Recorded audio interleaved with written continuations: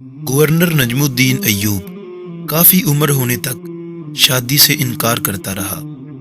ایک دن اس کے بھائی اسد الدین شیر کوہ نے اس سے کہا، بھائی تم شادی کیوں نہیں کرتے؟ نجم الدین نے جواب دیا، میں کسی کو اپنے قابل نہیں سمجھتا۔ یہ سن کر اسد الدین نے حیرانی سے کہا، میں آپ کے لیے رشتہ مانگوں؟ کس کا رشتہ مانگوں؟ ملک شاہ بن سلطان محمد بن ملک شاہ سلجوقی کی بیٹی کا یا وزیر اعظم کی بیٹی کا؟ یہ سن کر نجم الدین بولا، وہ میرے لائق نہیں۔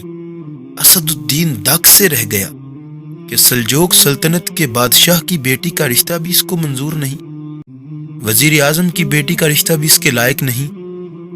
پوچھتا ہے، پھر کون آپ کے لائق ہوگی؟ نجم الدین نے جواب دیا، مجھے ایسی نیک بیوی چاہیے جو میرا ہاتھ پکڑ کر مجھے جنت میں لے جائے، اور اس سے میرا ایک ایسا بیٹا پیدا ہو جس کی وہ بہترین تربیت کرے، شاہ سوار ہو، مسلمانوں کا قبلہ اول واپس لے۔ اسد الدین کو نجم الدین کی بات پسند نہ آئی اور اس نے کہا، ایسی لڑکی آپ کو کہاں ملے گی بھائی جان؟ نجم الدین نے جواب دیا، نیت میں خلوص ہو تو اللہ تعالیٰ نصیب کرے گا۔ یہ سن کر اسد الدین خاموشی سے اسے تکنے لگا۔ ایک دن نجم الدین مسجد میں ایک شیخ کے پاس بیٹھے ہوئے تھے۔ ایک لڑکی آئی اور پردے کے پیچھے سے ہی شیخ کو آواز دی۔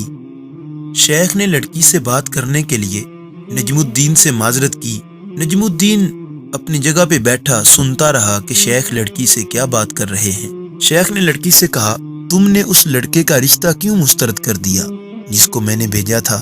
اے ہمارے شیخ، وہ لڑکا واقعی خوبصورت اور رتبے والا تھا مگر میرے لائق نہیں تھا۔ شیخ حیرت سے بولے، کیا مطلب؟ تم کیا چاہتی ہو؟ شیخ، مجھے ایک ایسا لڑکا چاہیے جو میرا ہاتھ پکڑ کر مجھے جنت میں لے جائے، اور اس سے مجھے اللہ تعالیٰ ایک ایسا بیٹا عطا فرمائے جو شاہ سوار ہو اور مسلمانوں کا قبلہ اول واپس لے آئے۔ نجم الدین حیران رہ گیا، کیونکہ جو وہ سوچتا تھا وہی یہ لڑکی بھی سوچتی تھی۔ نجم الدین جس نے حکمرانوں اور وزیروں کی بیٹیوں کے رشتے ٹھکرائے تھے، شیخ سے کہا، اس لڑکی سے میری شادی کروا دیں۔ شیخ نے کہا، یہ محلے کی سب سے فقیر گھرانے کی لڑکی ہے۔ یہ سن کر نجم الدین نے کہا، میں یہی چاہتا ہوں۔ ان دونوں کی آپس میں شادی ہو گئی۔ پھر ان کو اللہ تعالیٰ نے ایک ایسا ہی شاہ سوار بیٹا عطا فرمایا جسے دنیا سلطان صلاح الدین ایوبی رحمۃ اللہ علیہ کے نام سے جانتی ہے، اور جنہوں نے مسلمانوں کے قبلہ اول بیت المقدس کو آزاد کروایا۔